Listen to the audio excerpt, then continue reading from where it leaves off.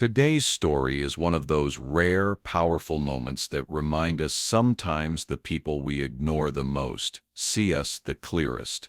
This is a story about a blind homeless man, a girl ready to end it all, and the words that changed everything.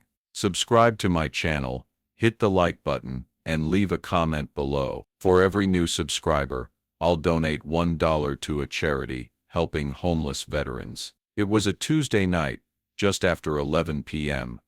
The streets were almost empty. Only the distant hum of traffic and the soft, eerie whistle of wind across the city filled the silence. The bridge stretched over a cold, black river. Street lights flickered, casting pale halos of light. And there, barely visible in the shadows, a girl, no older than 16, clung to the outside of the railing. Her hands gripped the metal, her knuckles white, tears streamed down her cheeks. Her lips trembled. She looked down at the water below.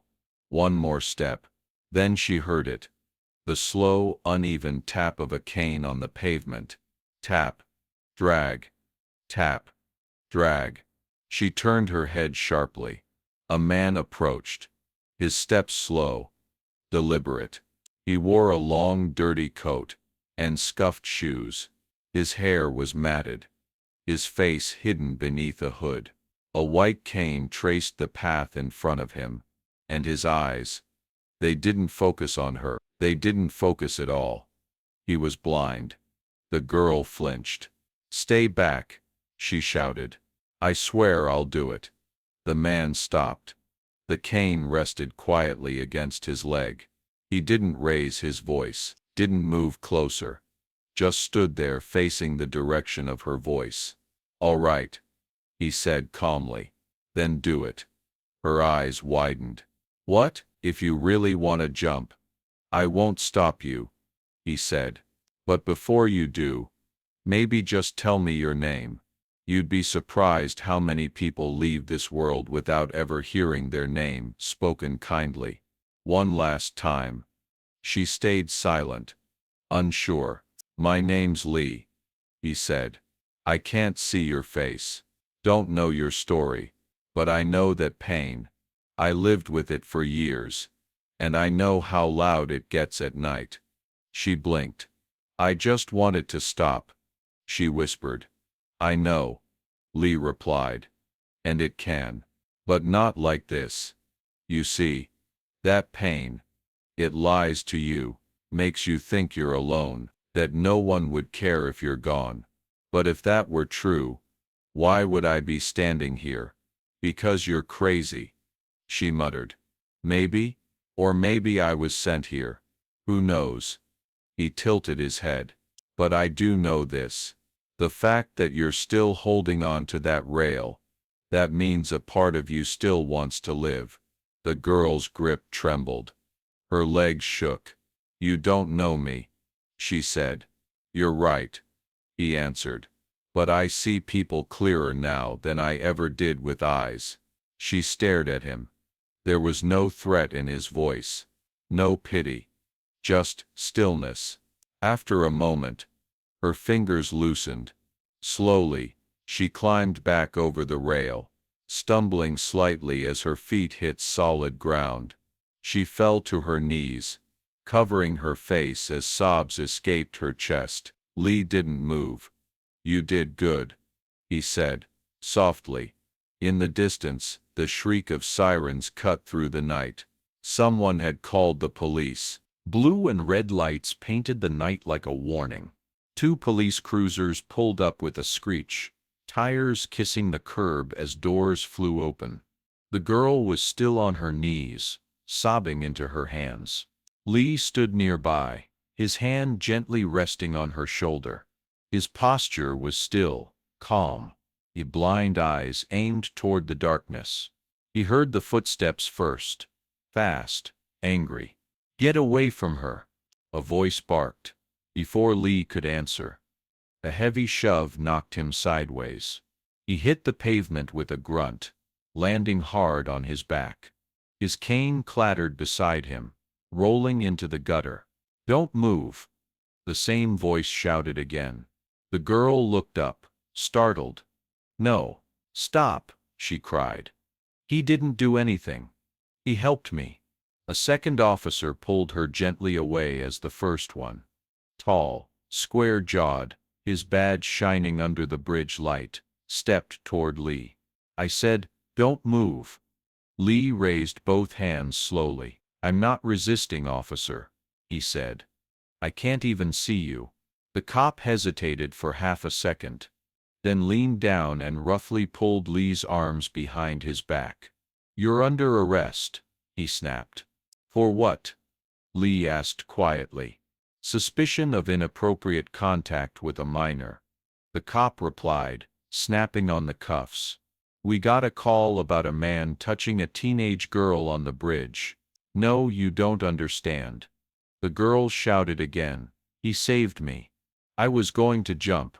"Ma'am, step back," said the second officer, holding her at a distance.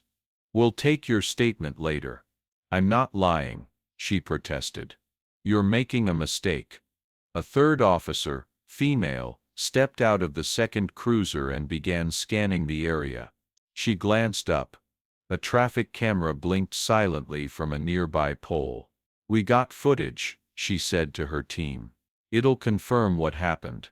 The first cop nodded. "Good. Let's get this guy in the car." Lee didn't fight, didn't argue. He just let them guide him into the back of the police cruiser like a man who had done this before. As the door slammed shut, the girl pressed her hands to the window, tears smearing across her cheeks.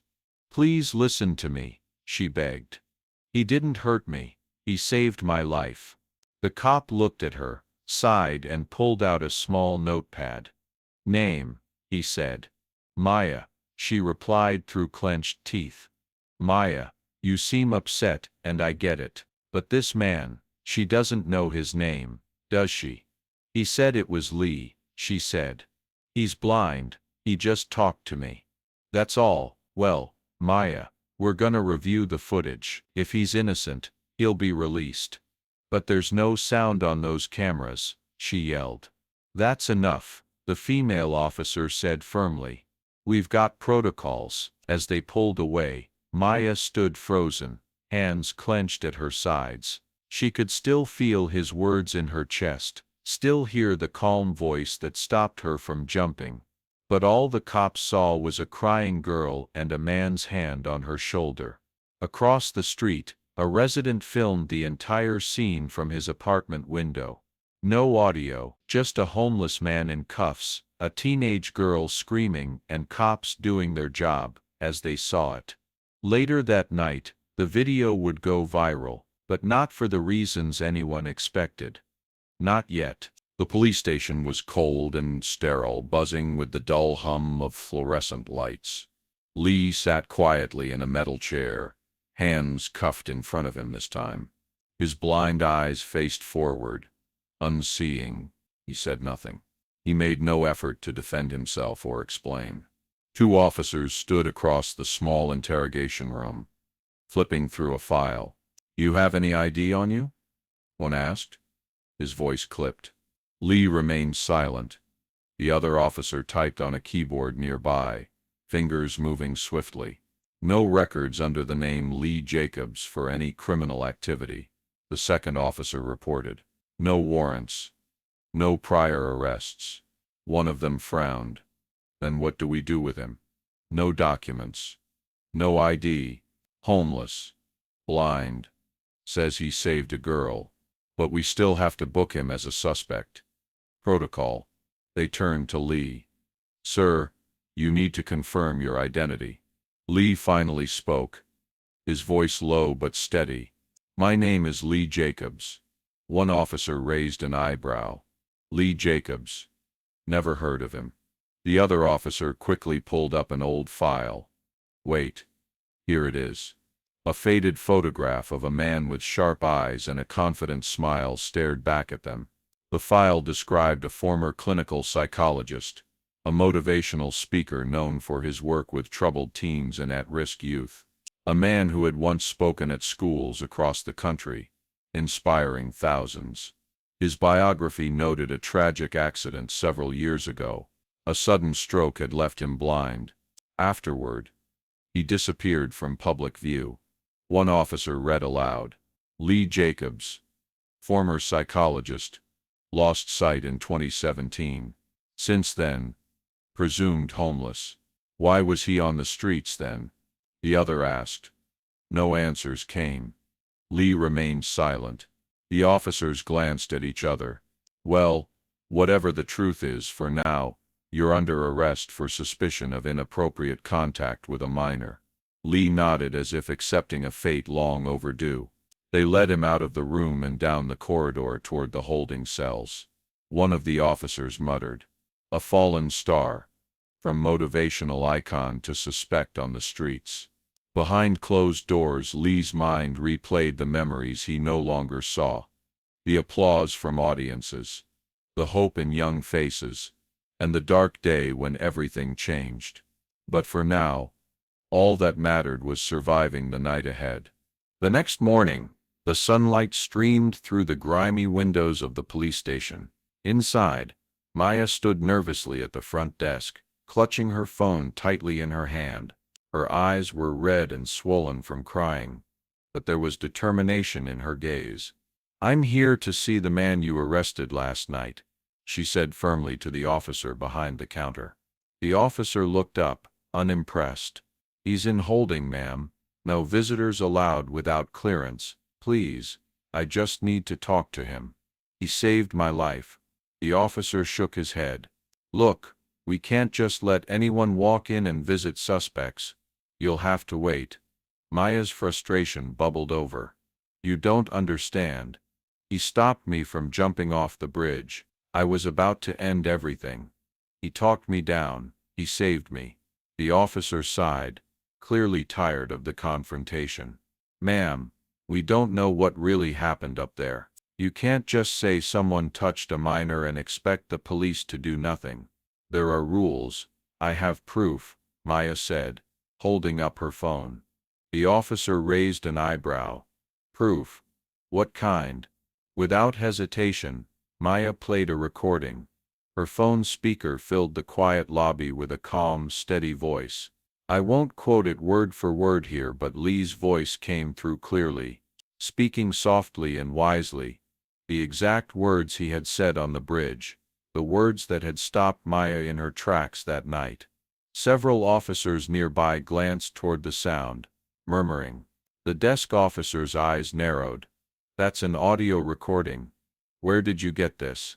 And Maya looked the officer in the eye.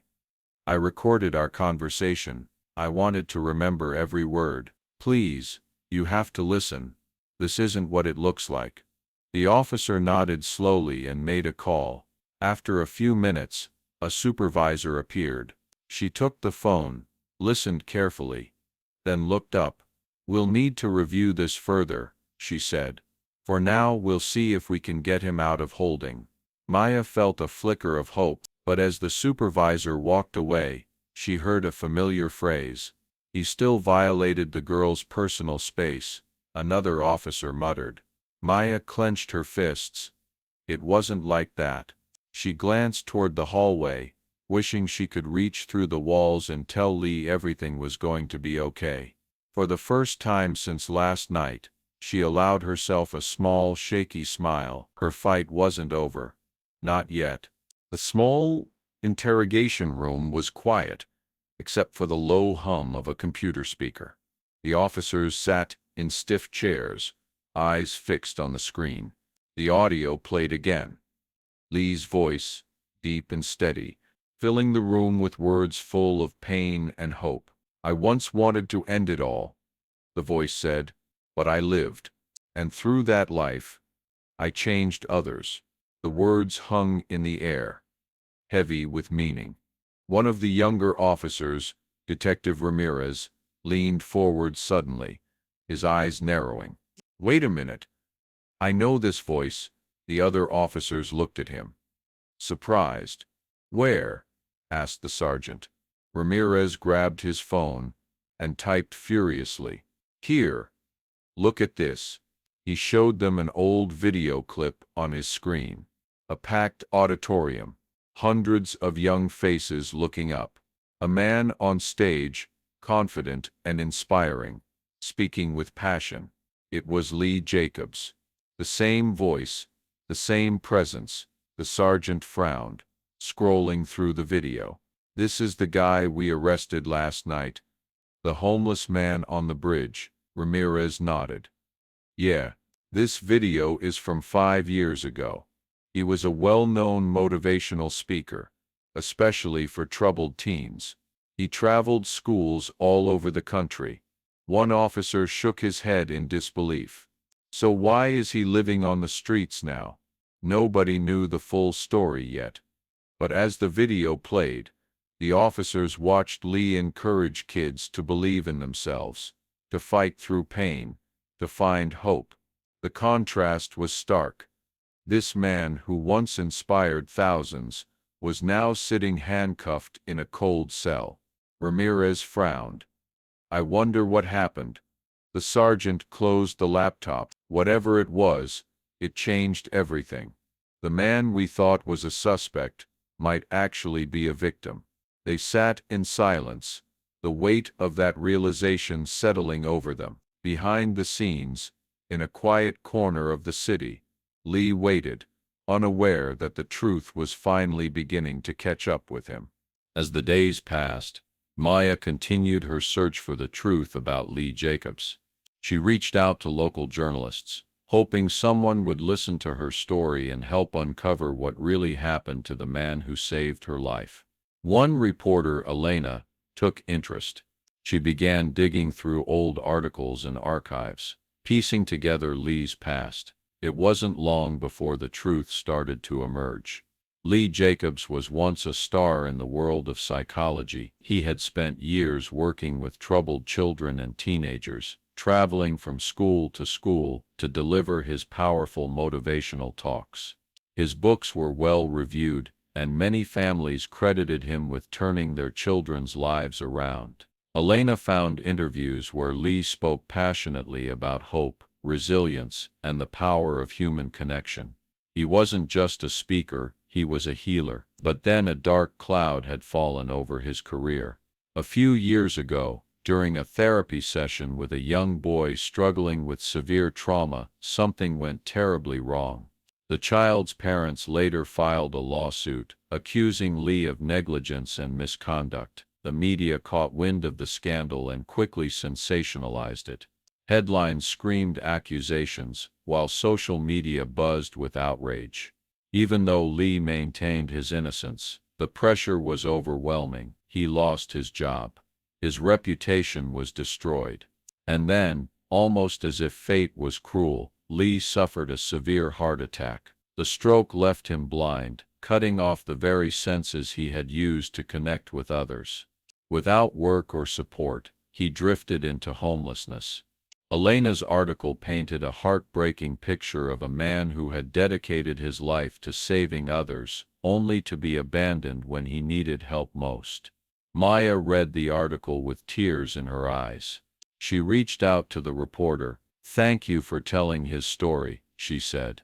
"Now maybe people will finally understand." Elena replied, "There's more to uncover, but this is a start." The community began to rally. Fundraisers were organized. Messages of support flooded social media. Lee's name was being spoken again, but this time with compassion. Despite losing everything, his career, his sight, his faith, Lee's spirit still lived on. And Maya knew that together, they could help him reclaim his voice. Maya took a deep breath and hit the post button on her phone. She shared her story, the night on the bridge, Lee's words, the injustice of his arrest, and the truth, uncovered by the reporters. Along with her message, she included the powerful audio recording of Lee's voice and clips from his old motivational talks. Within hours, the post exploded across social media. Thousands of people shared it, commenting with messages of support and disbelief. The video went viral, spreading far beyond the city. News outlets picked up the story. Interviews with Maya aired on local stations. Fundraisers began to appear online, aiming to help Lee get medical care, housing, and legal support. Volunteers searched for Lee, following leads from shelter workers and community members. And then, one afternoon, the police department received a call. Lee Jacobs was found, alive, but fragile, sitting on a bench near the riverbank. He was brought back to the station, no longer a suspect, but a man needing help. When the cell door opened, Lee stepped out hesitantly. His world was quiet and dark, but now filled with an unexpected light. Outside the station, a crowd had gathered. Cameras flashed, phones recorded, reporters asked questions, but the crowd was silent, watching. Then Maya appeared, walking to the front, holding a microphone. She smiled warmly at Lee. "This is the man who saved my life," she said, her voice steady but emotional. The crowd erupted in applause. For years, Lee Jacobs had been silent, forgotten, invisible. But now, with Maya by his side, the world was listening again. Maya continued, "He has a voice full of hope and strength, a voice that once helped thousands and still can." Lee looked out at the crowd, tears running down his cheeks. Though blind, he saw the faces of those who cared. He heard the sound of kindness and respect. In that moment, the old janitor, the homeless man, the forgotten psychologist, all were one. A new chapter was beginning, and this time, no one would ignore him.